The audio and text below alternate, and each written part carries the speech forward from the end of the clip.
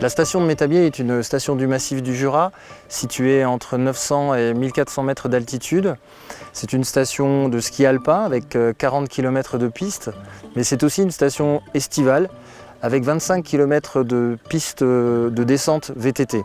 La station de Métabier s'est principalement structurée dans les années 80 et les appareils datent majoritairement de cette époque.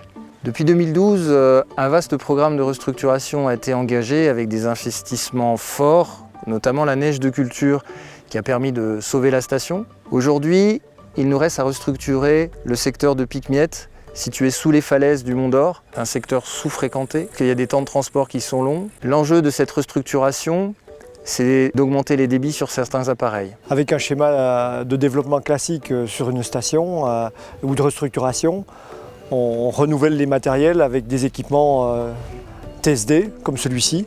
Et c'est juste impossible pour nous.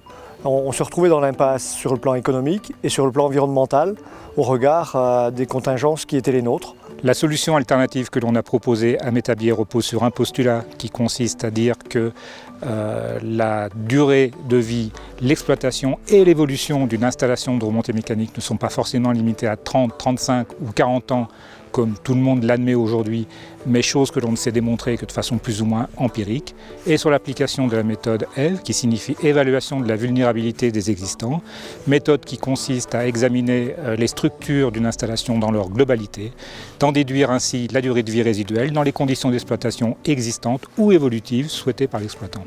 La méthode EVE est une méthode observationnelle qui permet de déterminer les paramètres dynamiques des structures. Ces paramètres dynamiques sont mesurés par une acquisition sur les pylônes à partir de capteurs.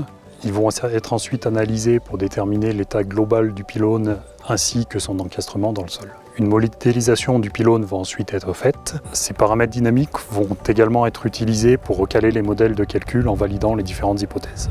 Le modèle de calcul utilisé est un modèle de calcul classique en considérant le pylône parfaitement encastré. Nous allons tracer la déformée modale de ce pylône, puis la comparer à la déformée modale mesurée sur site.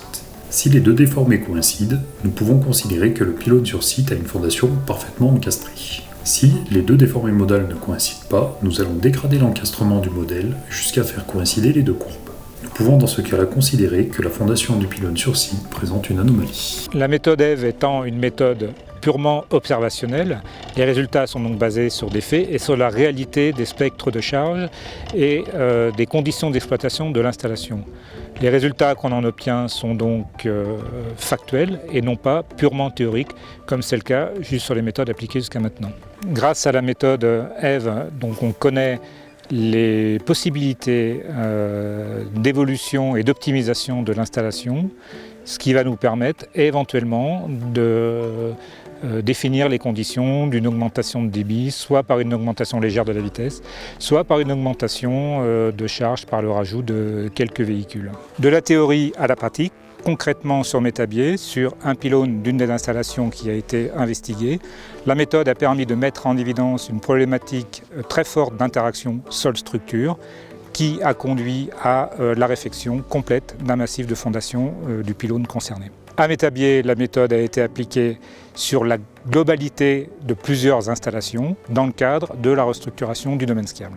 Cette méthode est aussi applicable au coup par coup sur une structure bien identifiée par l'exploitant, sur laquelle il a un doute.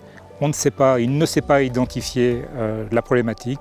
La méthode EVE pourra l'aider à répondre à ces questionnements. Et puis sur ce territoire, le développement durable pour l'ensemble des élus, mais aussi des équipes qui font corps, c'est avant tout des hommes, une ambition, un territoire avec une capacité à œuvrer, à innover pour que cette économie s'inscrive certes dans un développement, mais de manière vertueuse. Dans cette stratégie de développement qui est la nôtre, une méthode innovante, la méthode EVE nous permet de durer sur le secteur de Pic-Miette et en plus elle nous séduit parce qu'elle s'appuie sur un élément qui est un élément de motivation et moteur chez nous, c'est d'internaliser les métiers, toutes les activités.